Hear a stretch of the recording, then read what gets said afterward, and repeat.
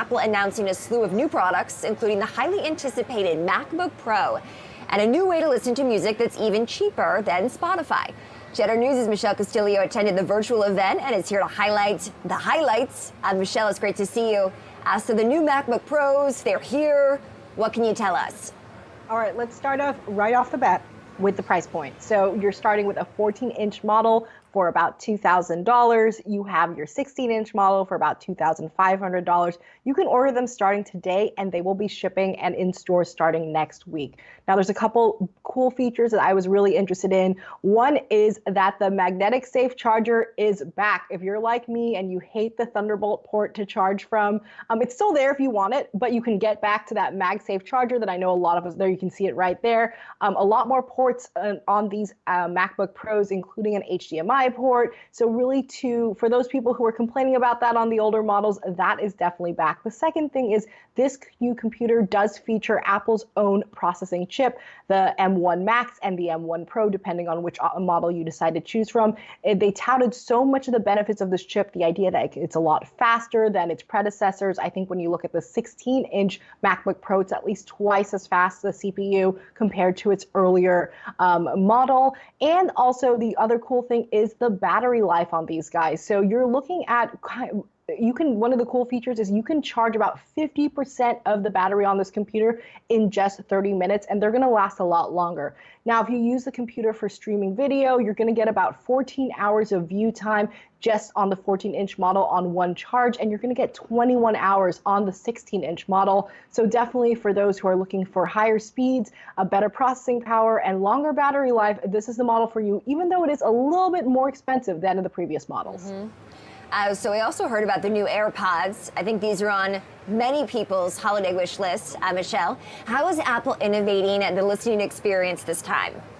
So definitely interested in the AirPods. I always lose mine, so I'm always interested to see if I should upgrade. Now, these are going to start at $179, and just like the MacBook Pros, they are available for order today, and they will be in stores and shipped next week. Now, the third generation of AirPods is they're going to feature spatial audio, and they are going to feature additional bass, which is really interesting for those who are looking for a more intense listening experience. So it's supposed to be a lot better. Again, the price point is between the old generation of AirPods and the new AirPod Pros. So you're looking at a little bit more expensive for this upgrade. It is going to have about 30 hours of battery life, including that case that it comes in. You'll get 4 full charges if you keep it in the case. And one of the cool features, it will support magnetic wireless charging. So you don't really need to plug it in to charge anymore. You can put it on those MagSafe chargers, but you do have the option to plug it in if you'd like. Another cool feature that I thought was awesome was the idea that if you're on the go and you forgot to charge your AirPod, 5 minutes of charging will give you about 1 hour of listening time. So definitely a lot of bonuses for those who are in the audio listening fan club. I like it. And Apple Music, speaking of listening, also unveiling some new options. What do we have there? So Tim Cook definitely said that this new announcement today was all going to be about music and the MacBook Pros, and he didn't disappoint. So there is a new option for Apple Music listeners. It's a $4.99 per month voice plan. Now, this plan is cheaper than the cheapest Spotify plan, so I think that's going to cause a little bit of controversy in the market. Now, the voice plan does come with, it's going to be available on all Apple devices. You can listen there, and you also will be able to listen through Siri, but what it won't have is that spatial audio option and a lot of the higher quality audio options that you get from Apple Music with the more expensive plans. But for those who are looking to cut their budget at this time but still want that music experience, it could be a good option, especially with Apple Music having a lot of those contracts in place. But yes, definitely very interesting that they are lowering that plan to make a kind of a lesser audio quality, but still a cheaper price point. I think that's going to get some people interested in Apple Music, and they might make the switch.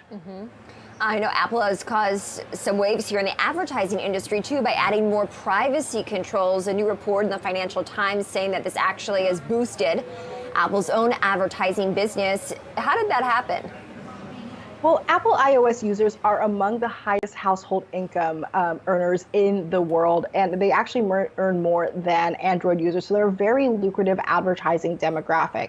And when Apple stopped sharing data, or at least made people opt in to sharing their data with third parties, it did kind of give Apple, in a way, a monopoly on the iOS user. And they do have a limited advertising business that actually is getting more interesting to those brands that want to reach that iOS user because of their high net worth. Now, most of the ads are mostly in the Apple App Store. So if you're searching for a search term or a specific app, let's say Snapchat, a company like TikTok can buy that term Snapchat and actually appear ahead of Snapchat results. But the Financial Times report did say that Apple's advertising business is about $5 billion annually. And because now they have that monopoly on the iOS 13 data, one of their analysts said that Apple's advertising business could reach $20 billion in the next 3 years. Now, there's some people who are contrasting that report. They do say that Apple's app business mostly, this analyst really looked at the non-gaming sector, and Apple's App Store mainly, they make a lot of money from their gaming sector. So there might be some wiggle room in that advertising dollar amount. But, it is an interesting move for Apple at this time, although I doubt that advertising will become one of their main businesses. They have a lot of products and they have a lot of services that they seem to be investing more in. Well, look, a good day for Apple is definitely a good day for the NASDAQ and the S&P. Michelle Castillo, thank you for that breakdown. We appreciate it. And speaking of Apple, let's take a look at those shares as the tech giant unveils its latest products, which Michelle just ran through.